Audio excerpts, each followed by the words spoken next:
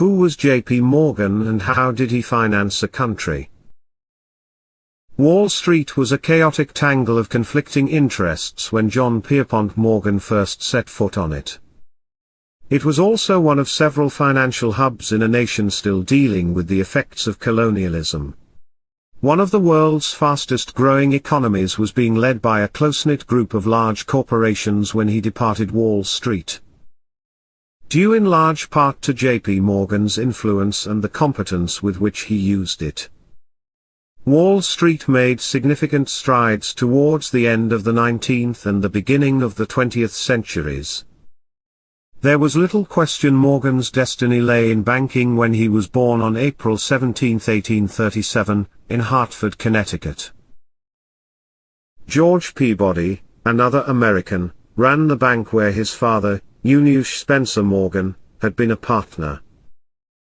Morgan was raised with the expectation that he would succeed his father and travel between the United States and Britain to sell American bonds to London-based clients. After retiring, George Peabody gave Eunice entire control over the bank and even got rid of his name from it. J.S. Morgan and Company, the first Morgan Bank, was established in 1864. After retiring, George Peabody gave Eunice entire control over the bank and even got rid of his name from it. J.S. Morgan and Company, the first Morgan Bank, was established in 1864. By this time, J.P. Morgan had completed his studies in Europe and was busy working as his father's New York agent. While his father handled the more crucial London end of the business, developing the skills necessary for his future career. As the United States developed technologically and the agricultural industry, GE and International Harvester, now Navistar International, were instrumental. Because of his rail trusts, Morgan was frequently accused of strangling. The riches that Morgan actually controlled were significantly less than his apparent influence. Without assistance from the expanding financial industry, Morgan Bank simply lacked the size to manage bond issues or underwrite IPOs. However, thanks to Morgan's notoriety, it was always stated that Morgan was personally directing the offering whenever his bank was a part of a syndicate. When the reputation of the offering bank was more important than the merits of the stock, Morgan benefited from his growing prestige. As a result, Morgan became more widely regarded as the face of Wall Street. Morgan was accused of stifling the economy when times were tough.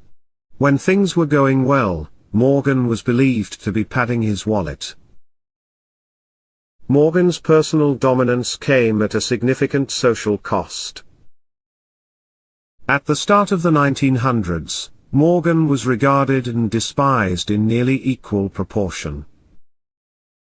But in 1907, he handed away his cards and made the public and the government nervous. The New York Stock Exchange started to fall on a record-breaking wave of panic selling on the 25th of March 1907.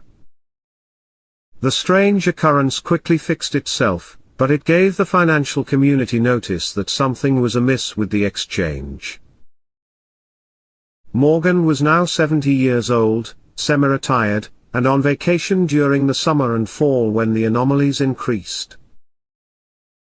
Morgan's health began to deteriorate following the hearings. With his demise, however, the period of gentleman's commerce, or baronial control as his enemies saw it, was finished on Wall Street. On March 31, 1913, the hero of the 1907 panic and the supposed kingpin of Wall Street passed away, in a hotel room in Rome.